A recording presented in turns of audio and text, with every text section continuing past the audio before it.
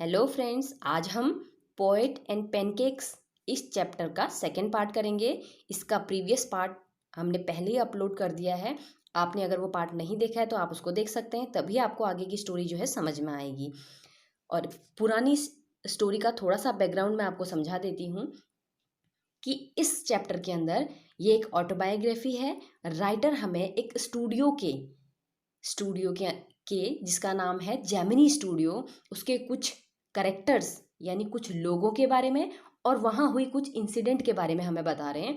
इसमें कोई एक लंबी सी स्टोरी नहीं है क्योंकि ये एक ऑटोबायोग्राफी का पार्ट है। कुछ व्यक्तियों के बारे में वो पहले ही डिस्कस कर चुके हैं। अब आगे के राइटर्स, आगे के करेक्टर्स या पोएट्स जो भी वो डिस्कस करेंगे वो हम लाइन बाय लाइन पढ़ते हैं।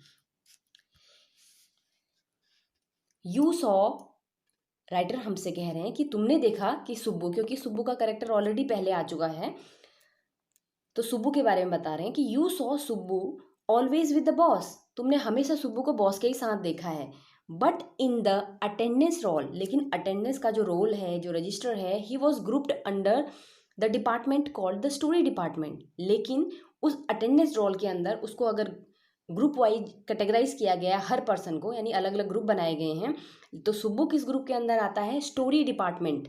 स्टोरी डिपार्टमेंट के अंदर आता है। कंप्राइजिंग अ लॉयर, जिसके अंदर कौन कौन है शामिल है? कंप्राइज है मतलब और भी शामिल हैं। उनमें है एक लॉयर है and an assembly of writers, जिसमें राइटर्स और पोइट्स की असेंबली भी है, कुछ राइटर और पोइट्स भी हैं। The lawyer was also officially known as a legal adviser. तो ये जो लॉयर है जो इस ग्रुप के अंदर आता है वो ऑफिशियली एक लीगल एडवाइजर है, कानूनी सलाहकार जिसको कहें वो है। But everybody refer to him, लेकिन everybody refer to him as the opposite, लेकिन हर कोई उसको इसके विपरीत ही देखता है, यानी एज ए लीगल एडवाइजर उसको नहीं देखता है। एन एक्सट्रीमली टैलेंटेड एक्ट्रेस, एक बहुत ज़्यादा टैलेंटेड एक्ट्रेस थी जो who was also extremely temperamental, जो बहुत ज़्यादा सनकी भी थी, वो बहुत जल्दी वो एंग्री हो जाती थी, उसके टेम्पर पे कंट्रोल नहीं था, गुस्सा हो जाती थी। तो उसके बारे में बता रहे हैं। अब देखो यहाँ पर एक नया कैरेक्टर आ रहा है जिसके बारे में राइटर हमको यहाँ पर बता रहे हैं। तो वो जो एक्ट्रेस है जो बहुत ज़्यादा टेम्परामेंटल है, once blew over the sets, एक दिन बहुत ज़्यादा गुस्से में आ गई थी। वाइल एवरीवन, यहाँ पर देखो इसमें एक फ्रेज आया है blue over. Blue over, blue over एक फ्रेज होता है। फ्रेज का मतलब हुआ बच्चों कि जब एक या दो शब्द मिलकर कोई एक नया मीनिंग फॉर्मेट करते हैं। जैसे लुक आफ्टर, लुक का मतलब होता है देखना, आफ्टर का मतलब होता है बाद में, लेकिन अगर लुक आफ्टर को एक साथ मिला दे तो उसकी मीनिंग हो जाती है देखभाल करना। तो इसी तरीके से यहाँ पर भी है ब्लू ओवर। तो ये ब्लू ओवर जो वर्ड है इसका मीनिंग हो जाए बहुत ज़्यादा एंग्री हो जाना, बहुत ज़्यादा गुस्सा हो जाना है। ठीक, तो ये बता रहे हैं यहाँ पर कि एक बार वो बहुत ज़्यादा गुस्सा हो गई। वाइल एवरीवन स्टूड स्टन्ड, तो हर कोई जो था वो स्टन्ड, बिल्कुल चुपचाप खड़ा था, कुछ नहीं बोल रहा था। The lawyer quietly switched on the recording equipment, तो वहाँ पर इस लॉयर ने क्या किया जिसके बारे में अभी बात की थी, उसने चुपके से यानी क्वाइटली स्विच ऑन कर दिया रिकॉर्डिंग इक्विपमेंट का, रिकॉर्डिंग का जो औजार था उसको ऑन कर दिया। When the actress paused for breath, जब थोड़ी देर बाद वो एक्ट्रेस जो थी पूरा भड़ास निकालने के बाद थोड़ा सा सांस लेने के लिए रुकी, the lawyer said to her, तो ये वकील उससे बोला 1 मिनट प्लीज, क्या बोला? 1 minute please, and played back the recording, और उसने उस रिकॉर्डिंग को चला दिया। There was nothing incriminating, incriminating का मतलब होता है, देखो क्रिमिनल मीन्स हुआ अपराधी, तो इनक्रिमिनेटिंग यानी जिसमें कुछ ऐसा था ही नहीं जिसको हम क्रिमिनेट कह सकें, यानी क्रिमिनल टाइप वर्क कह सकें। अनमेंशनेबली, यानी ऐसा कुछ कि जिसको मेंशन भी नहीं किया जा सकता है, यानी कभी कभी होता है ना कुछ ऐसा स्पेशल होता ही नहीं लेकिन गुस्सा इतना ज़्यादा आ जाता है, तो ऐसा ही कुछ उस समय भी हुआ था। तो राइटर कह रहे हैं देयर वॉज नथिंग, राइटर कह रहे हैं देयर वॉज नथिंग इनक्रिमिनेटिंग, ऐसा कुछ भी नहीं था जिसको अपराध कहा जा सके, या अनमेंशनेबली जिसको अकथनीय कहा जा सके, यानी इतना बुरा कुछ भी नहीं था जो फाउल हो। But the actress tirades again the producer, लेकिन जो एक्ट्रेस थी वो बहुत ज़्यादा टायरेट्स हो गई थी।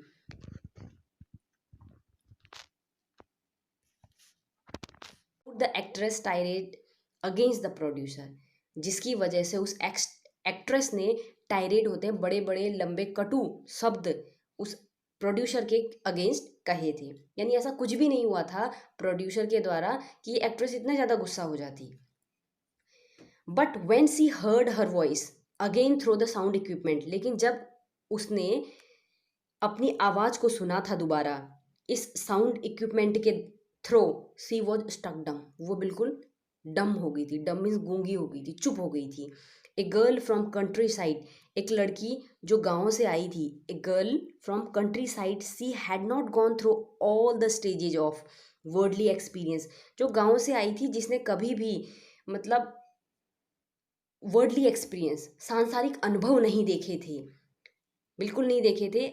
Then generally proceed a position of importance and sophistication, तो वो कहाँ पहुँच जाती है, एक अच्छी पोजीशन में, इंपॉर्टेंट पोजीशन में पहुँच जाती है। सोफिस्टिकेटेड यानी जहाँ बहुत ज़्यादा सोफिस्टिकेशन होता है, यानी दुनियादारी की बातें होती हैं, ऐसी जगह पर वो जब पहुँच जाती है, that she had found herself catapulted into, जिसको वो क्या समझती है, कैटेपुलेटेड इनटू, यानी ऐसा लगा कि वो अचानक ही वहाँ पहुँच गई, यानी बहुत ज़्यादा एफर्ट उसको नहीं करना पड़ा उस स्थिति तक या उस पोजीशन तक पहुँचने के लिए, और अचानक वो वहाँ पहुँच जाती है तो वो उसकी वैल्यू को खो देती है। ये कहने का मतलब है कवि का कि यानी एक साधारण सी लड़की अचानक से बिना किसी मेहनत के इतने बड़े पद पर पहुँच जाती है और इतना सब कुछ पा लेती है जिसको कि संसार का कोई अनुभव नहीं है, तो तब वो ऐसा व्यवहार कर रही है।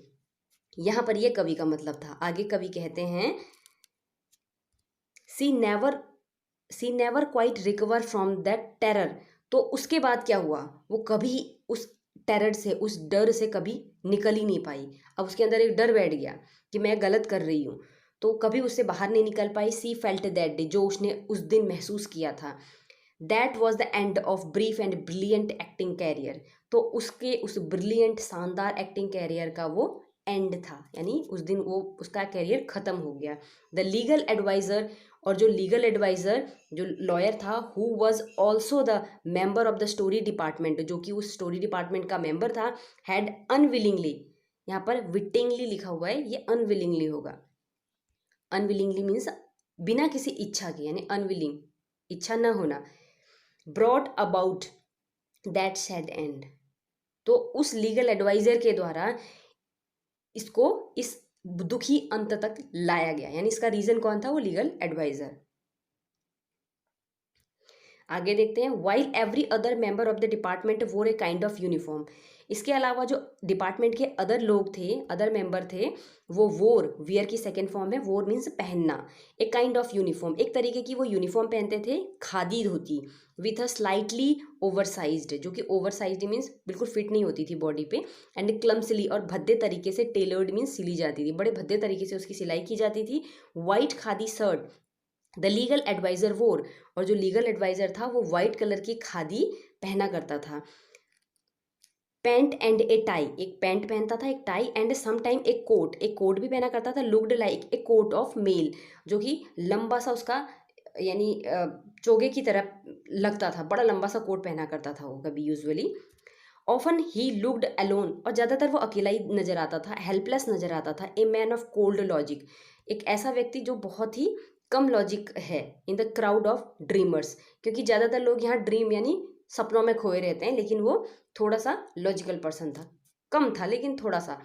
ए natural man in an assembly, एक न्यूट्रल मैन, सॉरी यहाँ पर है a neutral man in the assembly of Gandhiites and Khadiites, यानी गांधीवादी और इन खादीवादी लोगों के बीच में भी न्यूट्रल पर्सन था, ना वो गांधीवादी था ना वो खादीवादी था पूरी तरीके से।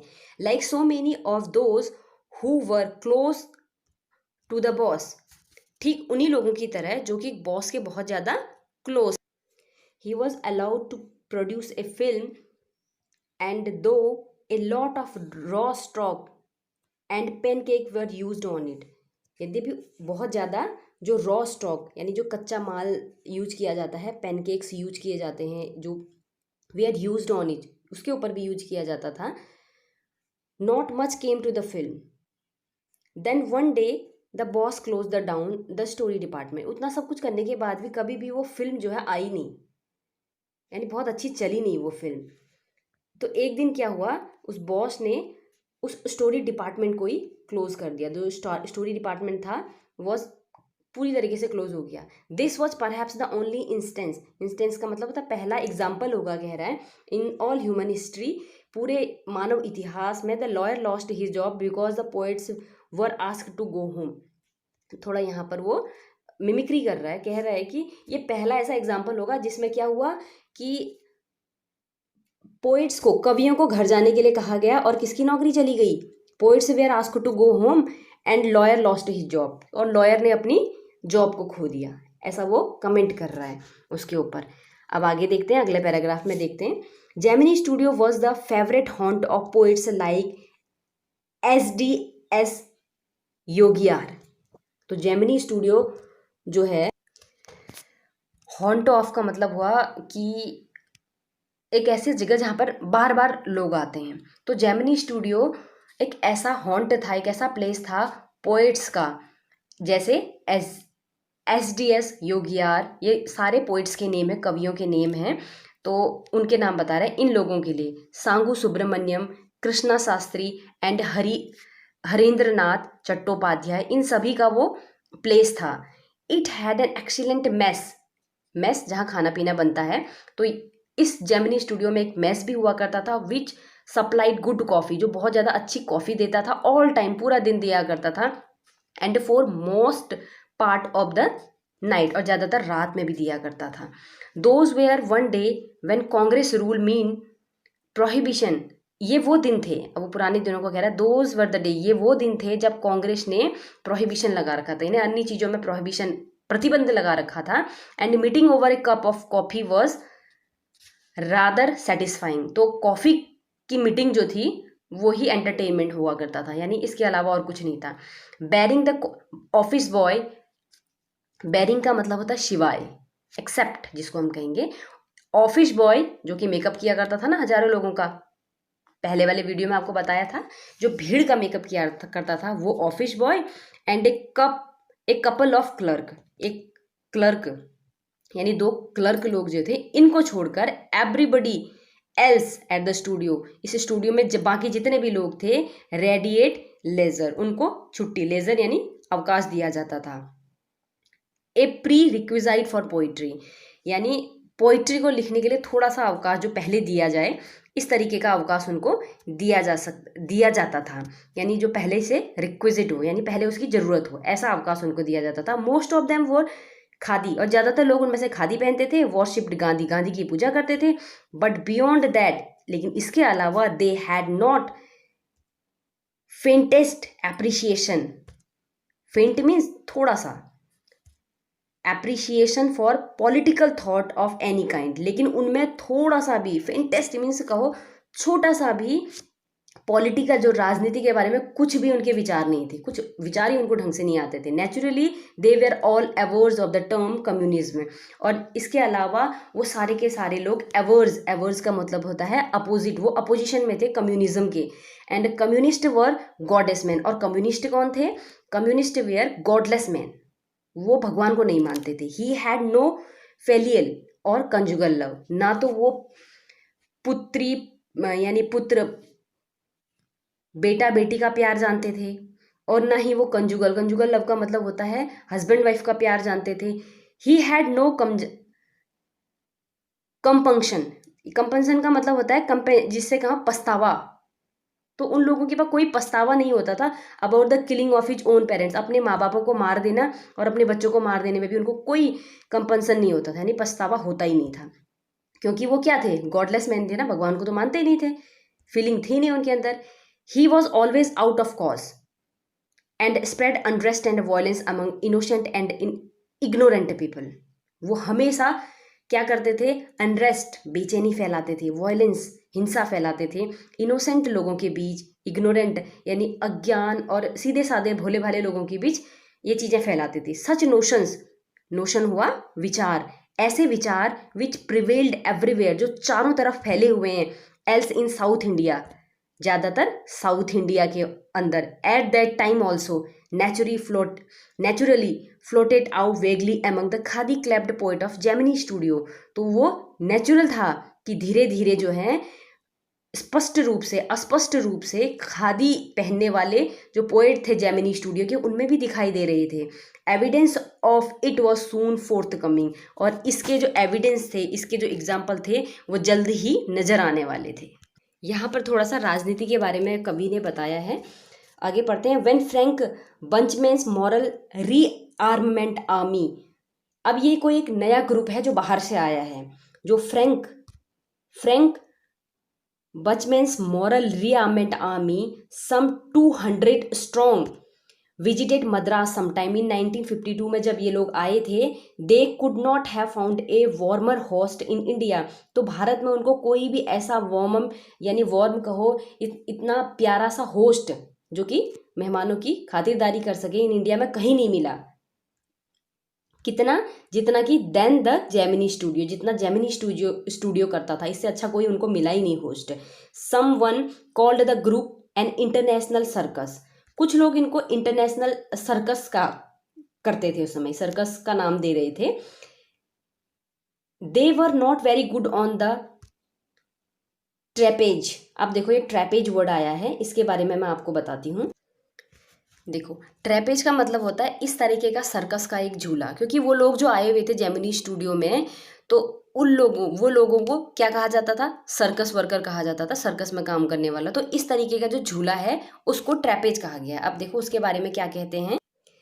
यद्यपि वो लोग सर्कस वाले कहे जाते थे, were not good on the trapeze, लेकिन वो इस तरीके के सर्कस के झूले में, ट्रेपेज में क्या नहीं है, अच्छे नहीं थे, यानी बहुत अच्छे झूले में वो सर्कस नहीं दिखा पाते थे। Their acquaintance with animals was only at the dinner table, और लोगों के यानी एनिमल्स के साथ उनकी जान पहचान कहाँ तक थी, केवल डिनर के टेबल तक थी, यानी खाना जानते थे, वो जानवरों को प्यार करना नहीं जानते थे। But they presented 2 plays in most professional manner, लेकिन उन्होंने 2 प्लेज, 2 नाटक जो है यानी प्रोफेशनल मैनर पे बहुत अच्छे तरीके से परफॉर्म किए थे साउथ में। देयर, और उनमें से कौन थे, जोनाथन वेले उस प्ले का नाम है, उस नाटक का नाम है, एंड फॉरगॉटन फैक्टर, ये 2 प्ले उन्होंने वहाँ प्रोड्यूस किए थे या परफॉर्म किए थे। रैन सिवरल शोज इन मद्रास में भी इसके शो दिखाए गए थे, and along with the other citizen of the city, और इनके साथ ही कुछ और लोग भी उस नाटक में मिक्सअप हुए थे। The Gemini family of 600 Shaw the play, तो जेमिनी स्टूडियो के जो 600 लोग थे उन्होंने इस प्ले को देखा, ओवर एंड ओवर अगेन, बार बार देखा इन शो को, क्योंकि ये भी शो ही करते थे ना, वहाँ से नई चीज़ें सीख रहे थे।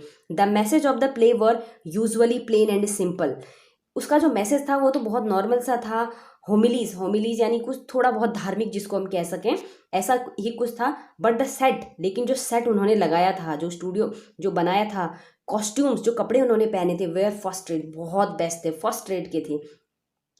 Madras and the Tamil drama community were, Madras और जो तमिल ड्रामा हुआ करता था उसकी कम्युनिटी जो थी वह टेरिबली इम्प्रेस्ड, वो बहुत ज़्यादा इम्प्रेस थी इन लोगों से। एंड फॉर सम ईयर्स, और कुछ सालों तक, ऑलमोस्ट ऑल तमिल प्लेज, सारे के सारे जितने भी तमिल प्ले दिखाए जाते थे, ए सीन ऑफ सनराइज, तो उसमें जो सीन होता है सनराइज का, सनसेट का, उनको उसका जो मैनर था वो जोनाथन वैली की तरह उन्होंने कर दिया था। अब जोनाथन वैली में जैसे सनसेट और सनराइज दिखाया गया था वही इन्होंने यूज़ कर लिया।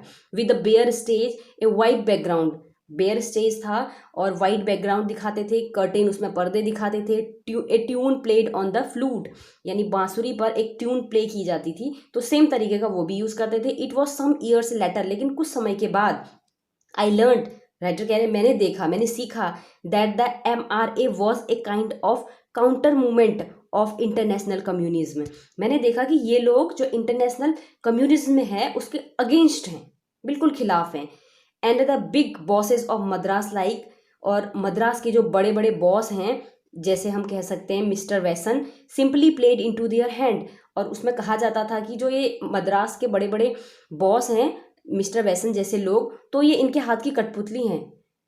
आई एम नॉट श्योर, लेकिन मुझे इस बात का श्योरिटी नहीं थी, that this was indeed the case, कि वास्तव में यही मामला है। For the unchangeable aspect of this big bosses and their enterprises remain the same. क्योंकि जिन लोगों को कह रहे हैं, मिस वैसन जैसे लोगों को कह रहे हैं ये इनके हाथ की कठपुतली है, लेकिन इन लोगों के स्टूडियो में तो ऐसा कुछ भी चेंज नहीं आया, ये तो ऐसे ऐसे ही अनचेंजेबल रह गए, जैसे थे वैसे ही रह गए, तो उन्होंने अपने आप को चेंज ही नहीं किया।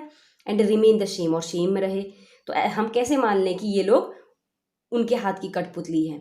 MRA और नो MRA, क्या कह सकते हैं, MRA है कि नहीं है, इंटरनेशनल कम्युनिज्म है या नो इंटरनेशनल कम्युनिज्म है, कुछ भी नहीं कहा जा सकता, यानी दोनों में से कुछ भी हम श्योर नहीं है। The staff of Gemini studio had a nice time hosting 200 people. लेकिन जेमिनी स्टूडियो के पास एक अच्छा सा समय आया जब उन्होंने 200 लोगों को होस्ट किया, of all hue and size, of at least 20 nationalities, जो कि लगभग 20 राष्ट्रों से आए हुए थे, 20 अलग अलग देशों से आए हुए थे, उनको होस्ट करने का मौका जेमिनी स्टूडियो को मिला था।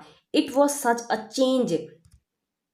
अ change from the usual collection of crowd players waiting to be slapped with thick layer of makeup by the office boy. ये थोड़े से चेंज थे, बदले हुए थे, अलग थे उन क्राउडेड प्लेयर से जिनको कौन तैयार करता था, ऑफिस बॉय तैयार करता था इन द मेकअप डिपार्टमेंट। उनसे थोड़े से ये लोग अलग ही थे। आगे देखते हैं। ए फ्यू मंथ लेटर, एक महीने के बाद, a telephone line of the big bosses of Madras buzzed. Big boss जो थे मद्रास के, यानी बड़े बड़े स्टूडियो के जो मालिक हुआ करते थे, उनको यहाँ पर बिग बॉस कहा जा रहा है। तो उनकी फोन बजता है, यानी उनका घंटी बजती है। Once again we at Gemini studio, तो एक बार फिर हम जेमिनी स्टूडियो में क्लियर्ड, हमको ये क्लियर किया गया, बताया गया, a whole shooting stage to welcome, कि ये जो हमारा शूटिंग स्टेज है इसको दोबारा से क्या करना है, साफ करना है। अनदर विजिटर, कुछ अन्य विजिटर यहाँ आ रहे हैं। All they said was that he was a poet from England. और क्या बताया गया कि ये लोग कौन हैं, पोएट फ्रॉम इंग्लैंड, इंग्लैंड से आने वाले पोएट्स हैं। The only poets from England the simple Gemini staff new. और जेमिनी जो स्टाफ था वो केवल कुछ ही पोएट्स को जानता था, और जिनके बारे में उन्होंने सुना था वो कौन थे, एक तो Wordsworth, Tennyson, the more literate, और जो थोड़े पढ़े लिखे जेमिनी स्टूडियो के लोग थे। वंस न्यू ऑफ कीट्स, वो कीट्स और शैली के बारे में जानते थे, बायरन के बारे में जानते थे। एंड वन और टू, और एक दो लोग माइट हैव फेंटली, थोड़ा बहुत उन्होंने सुना होगा, someone by the name Elliot, जो उन्होंने एलियट का नाम, T.S. एलियट का नाम सुना हो। तो ये सारे के सारे जो हैं पोएट्स के नेम है इंग्लैंड के। तो जेमिनी स्टूडियो के लोगों के द्वारा इन्हीं का नाम सुना गया था। Who was the poet visiting the Gemini studio now. अब वो सोच रहे थे कौन ऐसा है जो कि जेमिनी स्टूडियो में आ रहा है। तो आज यहीं पर हम अपना ये वीडियो कंप्लीट करते हैं। नेक्स्ट पार्ट हम फिर अपलोड करेंगे, क्योंकि बहुत ज़्यादा लंबी वीडियो हो जाती है। Thanks for listening to me. Again I am saying to you that if you like my video, if you think that it is helpful for your study, so please like and subscribe my channel. Thanks.